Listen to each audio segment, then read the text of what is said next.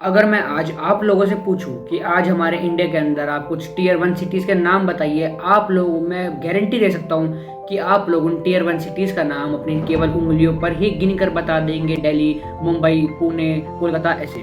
पर उन शहरों के जो छोटे शहर जो टीयर टू टीयर थ्री में आ रहे हैं, छोटे गाँव कस्बे टाउन, उनका क्या हो रहा है, वो क्यों अभी तक अपग्रेड क्यों नहीं हो पा रहे हैं, इस लेवल के स्टैंडर्ड मैच क्यों नहीं कर पा रहा है। हमारा देश इंडिया 1947 के अंदर आज़ाद हो गया था और अब 2025 चल रहा है। इतने लंबे डेकेड और इतने लंबे साल के बाद भी अभी तक सिर्फ इतनी ही टीयर वन सिटीज़ क्यों हैं?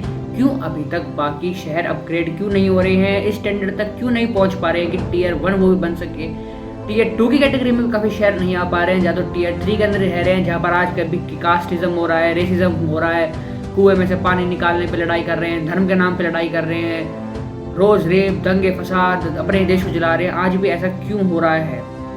नमस्कार दोस्तों, स्वागत है आप सभी का रिपोर्ट बाय अंश के चैनल में। तो आज हम इन सब मुद्दों पर बात करेंगे। आज हम पता लगाएंगे कि क्यों अभी तक टीयर टू और टीयर थ्री शहर डेवलप नहीं हो, कि टीयर वन क्यों नहीं बन पाए हैं और ऐसी क्या वजह है और क्या प्रॉब्लम्स है और ये आगे कहाँ दिक्कत देगी हमको। चलिए इन सब बात पे आज विचार करेंगे। जुड़े रहिए मेरे साथ अंत तक। चलो बात को सीधा समझेंगे, ज़्यादा बात को घुमाएंगे फिराएंगे नहीं। तो फिलहाल मैं गुरुग्राम के अंदर रहता हूँ, यहाँ पर वो सब कुछ मिल जाएगा। एमएनसीज मिल जाएगी, बड़ी बड़ी डीएलएफ के फ्लैट्स मिल जाएंगे, बड़े बड़े मॉल्स मिल जाएंगे, नए टेक स्टार्टअप्स मिल जाएंगे। पर अगर गुरुग्राम से हम थोड़ी सी दूर जाते हैं, अगर हम वहाँ पर देखें तो पर कुछ भी नहीं है, सिर्फ बंजर खाली ज़मीन नज़र आएगी। अगर आप गुरुग्राम से थोड़ी आगे जाते हैं, सोना के पास जाएंगे गाँव के, वहाँ पर जाके आप हालत देखिए तो बहुत ही ख़राब हालत मिलेगी। ना कोई प्रॉपर इंफ्रास्ट्रक्चर है, ना अच्छी रहने की जगह है। हॉस्पिटल ढूंढने जाओ तो हॉस्पिटल मिलता ही नहीं है। आपको एक बात बताता हूँ, ज़रा सोचिए कि दिल्ली यूनिवर्सिटी के अंदर कितने सारे बच्चे बाहर से पढ़ने लिखने आ रहे हैं। क्या वहाँ पर अभी तक उनके वहाँ पर इतना एक appropriate infrastructure education system develop ही नहीं हो पाया है कि इतनी दूर से लोग यहाँ पर पढ़ने आ रहे हैं? असम, मणिपुर, यूपी, बिहार, पता नहीं कहाँ से, जम्मू वम्मू से लोग पढ़ने आ रहे हैं। क्या वहाँ पर अभी तक ऐसा इंफ्रास्ट्रक्चर डेवलप हुआ ही नहीं है? और हुआ नहीं है तो क्यों नहीं हुआ? कौन उसके लिए अकाउंटेबल है? उस बंदे को ढूंढो। और उस पर लोग कुछ बोलते क्यों नहीं है? टीयर वन सिटी के अंदर हम भी एक बबल की तरह रह रहे हैं। हमें सिर्फ अपना यहाँ दिख रहा है, आसपास की चार गली देख लेते हैं, चार मॉल लेके हम बैठ जाते हैं, पर उसके बाहर क्या?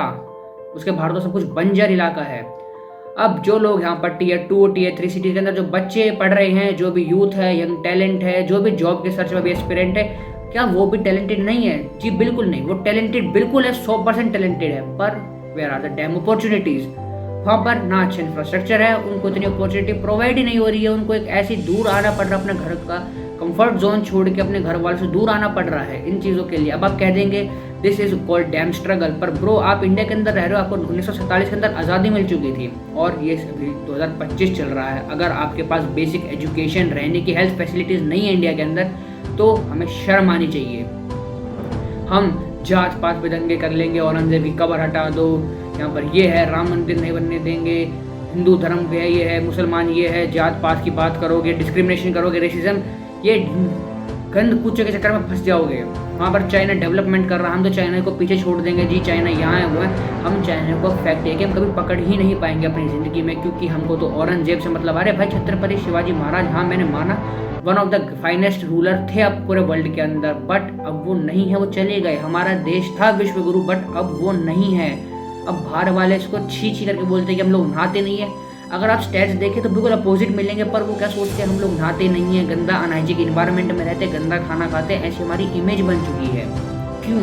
सवाल कीजिए पर अपने आप से। अब सबसे बड़ा सवाल ये है कि ये गैप है क्यों? आइए इन सब पे खुल के बात करते हैं, बिना किसी के डर के। घंटा फर्क नहीं पड़ता किस हम पॉलिटिशियन को, किस पार्टी को क्रिटिसाइज करेंगे। जो बात करेंगे सच बात करेंगे। तो 2025 के अंदर एक मिशन स्टार्ट हुआ था, स्मार्ट सिटी मिशन। इसमें यह बोला गया था 2015 के अंदर कि हम 100 स्मार्ट सिटीज़ बना देंगे 2025 तक। पर अगर आज हम देखें तो 70% प्रोजेक्ट अभी भी इनकम्प्लीट पड़ा है। अगर कोई पूछे कहाँ है वो स्मार्ट सिटीज़, तो कहेंगे पता नहीं कहाँ है। आप गुरुग्राम के अलावा आसपास के इसके जो इलाके हैं वहाँ जाकर देख लो, अभी तक रेवाड़ी भिवाड़ी ये लोग ये जगह है, छोटे कस्बे गाँव है, टाउन्स है, अभी तक स्मार्ट सिटी बने क्यों नहीं? और आप गुरुग्राम की बात कर रहे हैं, आप सिर्फ मेन पोर्ट इलाका ही देख रहे हैं। क्या वो साइबर हब दिख गया, गोल्फ कोर्स रोड दिख गया? अगर आप गुरुग्राम के अंदर भी जाएंगे बारिश के टाइम पर, क्यों नॉर्मल टाइम पे भी आ जाना, इलेक्शन के टाइम पे आपको रोड बने मिलेंगे। उससे पहले सर्विस रोड से लेके मेन रोड हो या गली के रोड हो, आपको वो भी टूटे मिलेंगे। भले आपका घर 5 करोड़ का ही क्यों ना, उसके घर के बाहर भी पानी मिलेगा ही मिलेगा आपको। ये रियलिटी है। मेंटेन करने वाला कोई नहीं है, भ्रष्टाचारी पॉलिटिशियंस है जो भर भर के पैसा खा लेते हैं। क्यों ये स्विगी जोमेटो वाले अपने आप को बाहर एक्सपेंड क्यों नहीं कर पा रहे हैं ऐसी जगह पर, ऐसे टियर 2 टियर 3 विलेज में? सबसे बड़ी बात, गवर्नमेंट ही इनको प्रॉब्लम दे रही है। आपको पहले ज़मीन लेने में इतना टाइम लग जाएगा, उससे पहले जो नेता होंगे उनके आगे आप हाथ पैर जोड़ेगा, और ऊपर से वो अपने खुद घूस खाएगा कि मुझे इतना पैसा दे दो, मैं तुम्हारा जल्दी काम करा दूंगा, ये करा दूंगा। कोई कंपनी इतनी बेवकूफ़ है क्यों, जहाँ पर उसको ऑलरेडी इतना अच्छा सेटअप है, धंधा चल रहा है, वो वहाँ पर अपना क्यों ना और एक्सपेंड करे और ज़्यादा प्रॉफिट कमाए, वो दूसरी जगह पे जाके रिस्क ले क्यों? पर अगर गवर्नमेंट यहीं पर सपोर्ट कर दे इन लोगों को तो अपने आप वो रिस्क लेने के लिए तैयार है, वो काम करने में तैयार है, क्योंकि उनको पता है उनका प्रॉफिट और ज़्यादा बढ़ जाएगा। पर घूसखोरी करेंगे, पॉलिटिशियन से पंगा लेंगे, उनको और दिक्कत होगी। ये सारी जड़ ये घूसखोर पॉलिटिशियंस ही है। अब इन पॉलिटिशियंस की वजह से और जो भी प्रॉब्लम्स आ रही है, इनकी वजह से कंपनी का एक्सपेंशन नहीं हो पा रहा है, अनएम्प्लॉयमेंट बढ़ रही है। ये बात मैं बिल्कुल मानता हूँ कि जो इंडिया की पॉपुलेशन है और जो रेशियो है वो बिल्कुल मैच नहीं कर रहा, और ना ही वो करेगा, क्योंकि पॉपुलेशन जो है बहुत तेज़ बढ़ रही है। और अगर आप गवर्नमेंट सेक्टर में जॉब ढूंढ रहे हैं तो आपका रेशियो बिल्कुल ही मैच नहीं करेगा, नेक्स्ट टू इम्पॉसिबल हो जाएगा। वो सिर्फ टॉप 1% लोग ही जो होंगे वही गवर्नमेंट जॉब्स को पा पाएंगे, या फिर जो घूसखोरी करके लगेंगे उसके अंदर। अगर आपको जॉब चाहिए, अगर जहाँ से अब जॉब क्रिएट होएगी, जो इसका एक्सपेंशन होएगा, वो सिर्फ एक ही प्लेस से हो सकता है, वो है प्राइवेट सेक्टर। प्राइवेट सेक्टर के अंदर ही आगे जॉब आएगी, और अभी भी जॉब है, बट हमें हमारी गवर्नमेंट को इस तरीके से अपने को प्रिपेयर करना चाहिए कि वो जल्दी जल्दी एक्सपेंशन करे। अगर आपको बाहर से कुछ इंपोर्ट करना हो, 100 तरीके के उसमें होंगे। कंपनी खिलानी है, आपको जीएसटी का नोटिस देना, जीएसटी के लिए रजिस्टर करना पड़ेगा, उसके अंदर भी आपकी फाइल पड़ी ही रह जाएगी। तब तक आप घूसखोरी करके उन भ्रष्टाचारी नेताओं को और भ्रष्टाचारी जो कर्मचारी बैठे हैं ऑफिस के अंदर, उनको पैसा नहीं खिलाएंगे, तब तक आपका काम नहीं होने वाला है। जो हमारा प्रोसेस है ट्रांसपेरेंसी में बिल्कुल नहीं है, बिल्कुल ट्रांसपेरेंट प्रोसेस नहीं है, इस वजह से घूसखोरी ज़्यादा होती है। आपको स्टैट्स सुन के बड़ी हैरानी होगी, 60% जो ज़्यादा यूथ है वो लोग अपना छोटा शहर, गांव, कस्बा छोड़ के इधर सिटी में आ रहे हैं, टियर 1 सिटीज़ में आके बस रहे हैं, क्योंकि उनके वहाँ पर जॉब है ही नहीं। इसमें बुराई ये नहीं कि वो वहाँ से आके यहाँ बस रहे हैं, बुराई ये है कि उसके नंबर में 60%, ये कोई छोटा नंबर नहीं है, 60% बहुत बड़ा नंबर है। अगर ये नंबर इतना बड़ा हो गया, इसका मतलब सिस्टम में कहीं ना कहीं प्रॉब्लम हुई है, और ये बात आपको पता है और मुझे पता है कि सिस्टम में कितनी प्रॉब्लम है, पर आप भी आवाज़ नहीं उठा रहे। आप भी आवाज़ उठाते तो डरते हो, या फिर आप बोलते हो मुझे फ़र्क नहीं पड़ता, जो आपको पढ़ना चाहिए, क्योंकि दिक्कत आपको भी होगी। अगर आपको अभी हो नहीं रही है, आने वाले की पीढ़ी को भी दिक्कत होगी ही होगी।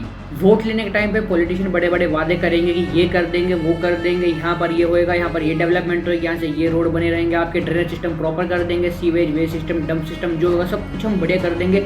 वादे ऐसे कर दें कि अभी ये लोग उसको अभी सिंगापुर बना देंगे, एकदम साफ सिटी हो जाएगी, आप पागल हो जाएंगे देखते कि क्या बना दिया। और पर अगर देखा जाए ये रहने की जगह है, कुछ पॉइंट आपको इंडिया के अंदर ऐसी जगह मिलेगी, ज़्यादातर जगह मिल सकती है आपको कि आप कहेंगे ये रहने की जगह है ही नहीं।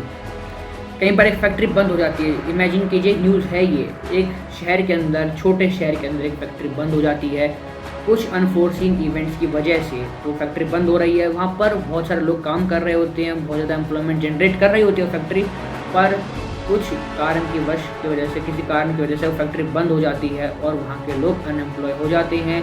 वो लोग प्रोटेस्ट करते हैं, पर कोई न्यूज़ मीडिया वाले कवरेज करने नहीं जाते, क्योंकि हमारे जो न्यूज़ मीडिया वाले हैं वो तो अभी इन टॉपिक में बिजी है कि लप्पू सचिन की वजह से टॉपिक में बिजी है कि लप्पू सचिन का बेटा हो गया, आपने लप्पू कहा था, ये हो गया। ये चीज़ हमारी न्यूज़ मीडिया प्रेजेंट कर रही है। इसको आपने कहा था लप्पू सा सचिन, उन लप्पू से सचिन की एक बिटिया हो गई। भैया तो सचिन को लप्पू ही तो बताया और नामर्द थोड़ी कही। नॉर्मल सी बात है, जब एक औरत और एक आदमी साथ रहेंगे तो बच्चे तो होंगे भैया। सोचिए हमारे न्यूज़ मीडिया का भी किस प्रकार का लेवल है कि आजकल हम न्यूज़ मीडिया पर भी ट्रस्ट नहीं कर सकते, ऐसी छोटी घटिया न्यूज़ दे रही है जो हमारे किसी काम की ही नहीं है।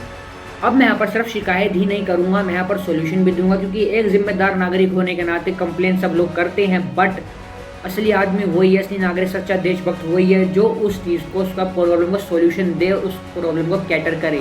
तो यहाँ पर मैं सोल्यूशन देता हूँ। गवर्नमेंट को कुछ स्कीम्स आनी चाहिए, अब वहाँ पर प्रमोट करना चाहिए कि यहाँ पर हमारी ऐसी ज़मीन है, जैसे जो यहाँ पर टियर 2 टियर 3 शहर है उनको, क्योंकि देखो काम गवर्नमेंट को ही करना पड़ेगा। एक जो देश चल रहा है वो सरकार की वजह से चलता है। सरकार ये कहेगी कि नहीं जी हमारे पास ही कंपनी आएगी तो आप बेवकूफ़ है, आपको जाना पड़ेगा। जितनी भी बड़ी कंपनीज है या फिर छोटी कंपनी है, उनको कुछ ना कुछ इंसेंटिव प्रोवाइड करो, कोई स्कीम लाओ, कोई सब्सिडी प्रोवाइड करो कि आओ इन शहरों में अपना बेस सेटअप करो, जो सिस्टम है उसको ट्रांसपेरेंट करो। ये जो जीएसटी वाला प्रॉब्लम आती है काफ़ी लोगों को, ये सब ट्रांसपेरेंट कर दो। और जो पॉलिटिशियन घूसखोरी कर रहे हैं इस पर प्लीज़ जल्द से जल्द कार्रवाई करी जाए। अब अगर सोचिए कि जो सब सरकार करेगी, सब्सिडी प्रोवाइड करेगी, कुछ ना कुछ इंसेंटिव देगी, तो जो टियर 2 टियर 3 शहर है वो भी डेवलप होंगे, वहाँ पर भी बहुत ज़्यादा एम्प्लॉयमेंट बढ़ेगी।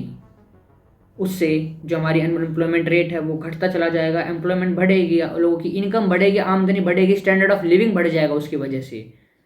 पर आप कहोगे कि भाई ये तो होता है, आज हमारी सरकार सब्सिडी प्रोवाइड कर रही है, ये करे वो करिए, होता बिल्कुल है, पर ये सिस्टम ट्रांसपेरेंट ही तो नहीं है। यहाँ पर सबसे बड़ी जो प्रॉब्लम है वो सिर्फ और सिर्फ ट्रांसपेरेंसी की नहीं है। अगर पूरा सिस्टम अगर हम ट्रांसपेरेंट कर दे तो ये प्रॉब्लम हम सिर्फ 2 से 3 साल में कुछ हद तक, अगर मैं कहूँ ज़्यादा हम सॉल्व कर देंगे। ये ऐसे केसेज जो होते हैं कि टियर 2 अनडेवलप रह गया, टियर 3 अनडेवलप रह गया, उनको हम कर सकते हैं।